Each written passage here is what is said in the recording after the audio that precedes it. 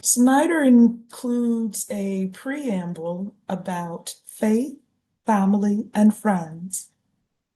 It reads, faith. My life and the lives of my siblings were shaped by three guideposts: faith, family, and friends. While each is separate and distinct, they are also related and manifested in love and mutual support. Samuel DeWitt Proctor was one of the most notable and respected preachers of his time. In his memoir, The Substance of Things Hoped For, Proctor reminds us that Black people pulse with pride, rushing to their churches, their asylums of hope, and their fortress of faith. Dr. Proctor describes the importance of faith in the Black experience quite well. Faith also resonates with my family history, whether through the Catholic Church on the Schexnider side or the Methodist Church on the Mayfield side. Regardless of denomination, faith has been and continues to be central in our lives. Family. Both of our parents came from large families, 8 on the Schexnider side and 12 on the Mayfield side. Because segregation was a major impediment to personal and professional advancement, several family members moved from Lake Charles to New York, California, and Texas, seeking better opportunities. When they returned to visit, usually during the summer or Christmas holidays, there was much joy, laughter, and lots of good food. I don't recall much conversation about the importance of family. Rather, it was lived and demonstrated by example. Family was always there to help one another. If a relative wanted to start a new life in California or New York, a family member would be counted on to provide temporary housing and food until one could make it on his or her own. Knowing that you can rely on family for love and support in times of need is invaluable. Even if the family has little to share materially, knowing they are there means a lot. In 1957, my grandmother Arlene Mayfield moved into her first newly constructed house. It was a 3-bedroom red brick rancher with a carport. It still sits on a corner lot in a nice neighborhood. My grandmother told her children that the house was never to be sold. Instead, upon her death, the house was to be occupied by any member of the family who wished to live in it.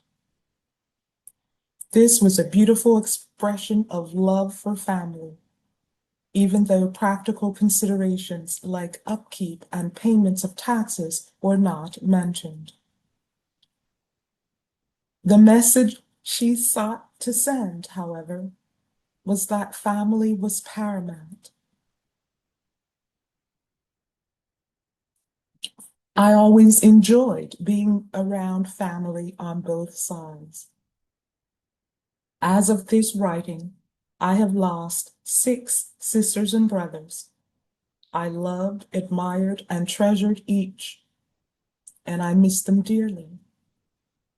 My faith sustains me, and I have the blessed assurance that they are in peace in God's heavenly kingdom. And finally, friends. In today's parlance, oftentimes friends are social media connections. This type of friend is far removed from the kind of enduring, caring, long-term relationships that I'm referring to. Our parents knew many people and had many acquaintances, but few genuine friends. In my early childhood years especially, I recall Sunday afternoon visits to family friends. In later years, Sunday visits to my grandparents, aunts, and uncles were common. In high school, I began to understand the value of friendship. I was involved in the band and the glee club and on the varsity basketball team. I had known some classmates since kindergarten.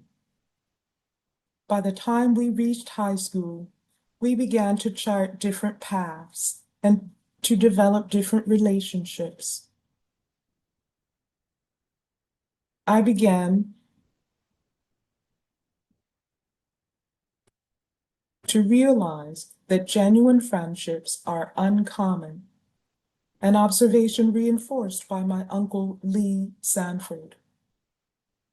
I recall him saying that I would be lucky if I found 3 friends in life. Although I am grateful to have a few more than 3, I agree with his point of view. Sometimes brothers and sisters can be friends, and when that happens, it is golden. I have a few friendships that have endured for more than 50 years. They include men and women I can call on day or night and know they will respond. They also know that they can count on me to do the same. Friendships like these were easier to develop in an era when families were less mobile and careers were less transient. I was blessed to live at one address for the first 18 years of my life. Conversely, our children were born in 2 different cities and lived at 3 different addresses before graduating from high school. I admit to some guilt regarding the challenges these moves created for our children and my wife for their ability to develop meaningful, long-term friendships. Nonetheless, our lives have been shaped by faith, family, and friendships. We hope and pray that this is a legacy for future generations.